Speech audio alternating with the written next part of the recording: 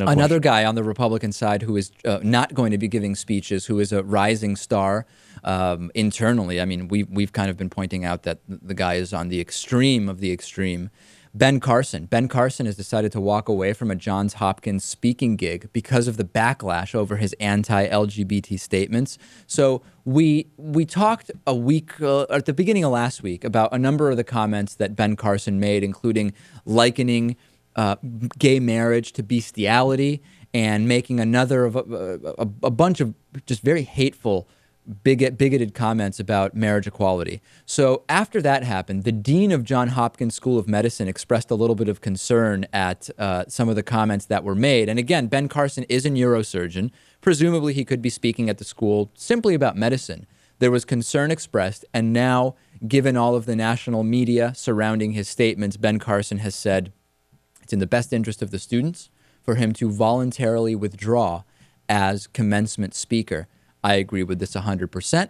We should not have anybody there who is, regardless of what you're speaking about, if you are a known bigot and you discriminate against classes of people and you want legal government discrimination against that group, I don't care if you're talking about knitting.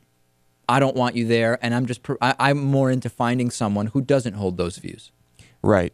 So, I mean, basically he was forced to step away from this gig, right? It's like some people say I was forced to quit my job. I don't know about that. This was the right decision.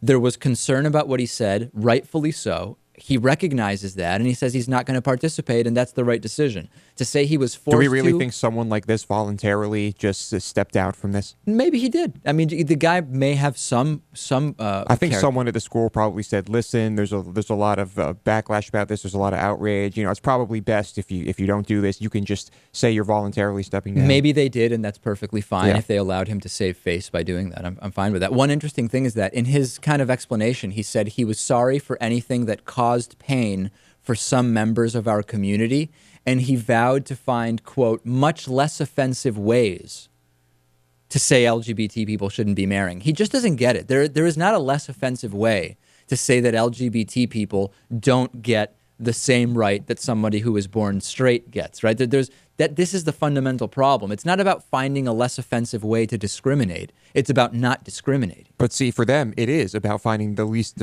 offensive way to discriminate. Well, that shows where they're at. Right. And just the fundamental misunderstanding of the problem.